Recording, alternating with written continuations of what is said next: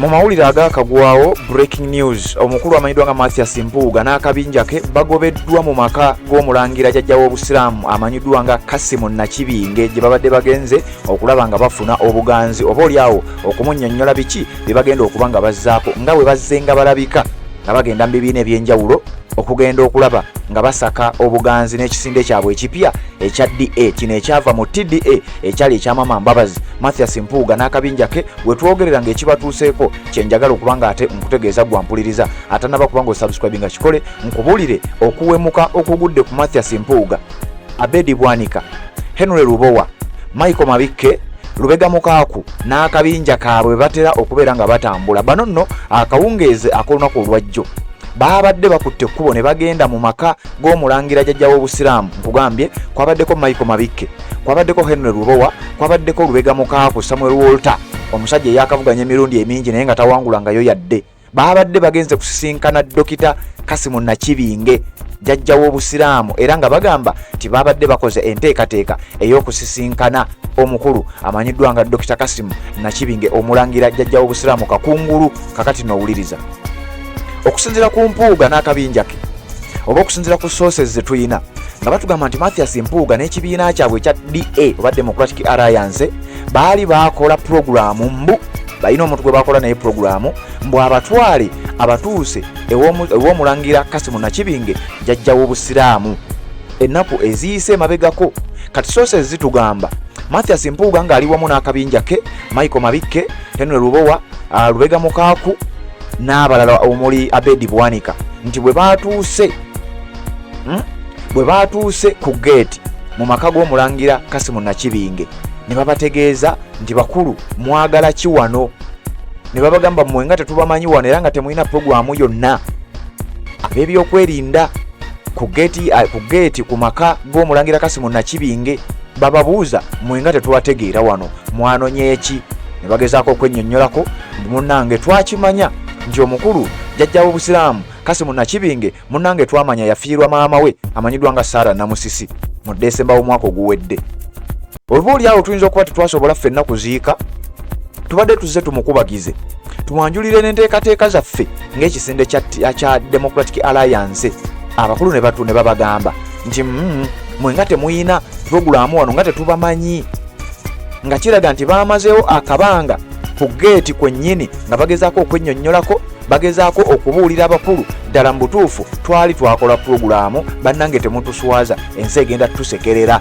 Ne babagamba muzzeeyo amasuuti gammwe, muzzeeyo amakooti gammwe, temulina nteekateeka yonna kusisinkana jjajja w'obusiraamu omulangira Kasimu Nakibinge. Wuliriza nno wano mpola mpola.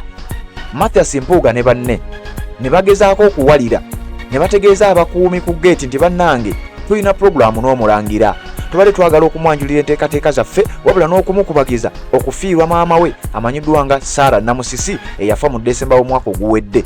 Kati nno bano nga balaga tebalina nteekateeka yonna egenda kuvaawo, bagenda kusigalawo bagezeeko okunnyonnyola era nga bagamba tusaba mutukkirize tugezeeko okwogera naye, at least ye wanaatulaba ajja tutegeera wadde mu abakuumi temutumanyi.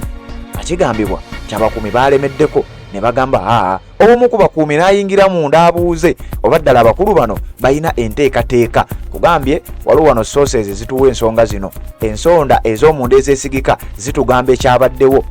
Bwe yatuuse munda ne babagamba mugende mubagambe omulangira ali bize, alina abantu ab'obuvunaanyizibwa baasisinkanye. Era ne bajja ne bategeeza Mathias Mpuuga, Abedi Bwanika, Michael Mabikke, Lubega Mukaaku ne bannaabwe babadde nabo nti bannange twagala obbategeeza omulangira ali bize era alina abantu ab'obuvunaanyizibwa baali nabo batasobola kulekawo nti azze kusisinkana mmwe. Kino nno kyaleetedde abakulu bano okulaba nga bibasobedde tebaagende kuddayo, tebayombere ku geeti kubanga babadde babategeezezza nti n'enteekateeka gye mugamba gye mulina ne puroguramu gye mwogerako nti mmwe mulina puroguramu n'omulangira, ekyamazima puroguramu nga bwe tutunula mu kitabo nga temuli mu nteekateeka, nga temuli mu puroguramu. Kakati mmwe bakulu munonye eki era ani abakkiriza okutuuka wano? Sources zitugamba nti oluvannyuma lw'ebyabaddewo ebyabadde biswaza abakulu bano, wuliriza bulungi nnyo, omukulu omulangira jjajja w'obusiraamu Dokita Kasimu Nakibinge kakungulu najja n'ategeeza ababaddewo ab'okumpi, n'abategeeza nti ekyamazima nze abasajja bano nabategedde nti bajja, wabula babadde bazze nga bazannya mizannyo gyabwe egy'ebyobufuzi engeri gye tugenda mu kalulu aka 2026 engeri gye bazze basisinkana bannabyabufuzi engeri gye bazze basisinkana abakungu babadde baagala nange bansisinkane banzannyisa emizannyo gyabwe kyokka nga mbadde sobola kukkiriza kusisinkana mukulu oyo amanyiddwa nga Mathias Mpuuga oluvannyuma lw'okuba nti yeenyigira mu kulya ssente z'abannansi sente y'omuwi w'omusolo ereese ebizibu. Kasimu Nakibinge okusinziira ku sources nga batugamba mbu yagezezzaako okubannyonnyola n'abagamba nti nze mbaddewo ate nga ndi free nembadde sobola kusisinkana Mpuuga oluvannyuma lw'okuba nti nze sisisinkana bali banguzi sisisinkana muntu yenna nga yeenyigira mu buli bw'enguzi kujjako nga nsanze ku mukolo oguli open naye okujja ewange ekyo kikafuuwe. Okusinziira ku bibaddewo nga batugamba nti Mpuuga engeri gyazizasisinkana ebibiina by'ebyobufuzi eby'enjawulo jukire mabigakaawo wamulaba nga Mathias Mpuuga agenze ku kibiina ekya Justice Forum ekikulemberwa omukulu amanyirwa nga Asumani Basaalirwa nga offices zaakyo ziri Mengo awo kumpi ne Masengere. Mathias Mpuuga yalabibwako ng'asisinkanye abakulu mu kibiina ekya Justice Forum oba JEMA. Kakati bano nga balina engeemu zaabwe ze babala era bwe yaveeyo wayita akabanga katono nnyo n'alabibwako Mathias Mpuuga ng'asisinkanye abakulu ba FDC eri ey'Ekatonga ekulemberwa Patrick Oboy Amuriat era wano naddala abamu ku banna-DP ekintu kino tekyabasanyusa bulungi nnyo newankubadde nga baali tebalina kyakukolera muntu waabwe. Kakati nno kigambibwa nti Mathias Mpuuga ensonga ezamutwala mu bibiina bino era ze zaabadde zimututte mu maka g'omulangira Kasimu Nakibinge wabula ne bamutegeeza nti mukulu tokkirizibwa kujja wano kubanga toli ku pulogulaamu era omulangira akyali biza alina n'abantu basisinkana ab'obuvunaanyizibwa ayinza obutabasobola balekawo kubeera nga ate asisinkana mmwe wabula omulangira n'abategeeza oluvannyuma nti ekituufu kiri nti abakulu mbadde nabategedde nti bajja era mbadde sandibadde na buzibu basisinkana naye nze ng'omulangira jjajjawo obusiraamu ekyamazima sikkiririza era sisisinkana muntu yenna nga yeenyigira mu kulya ssente y'omuwi w'omusolo. Kati nno kino kyekyagudde ku Mathias Mpuuga,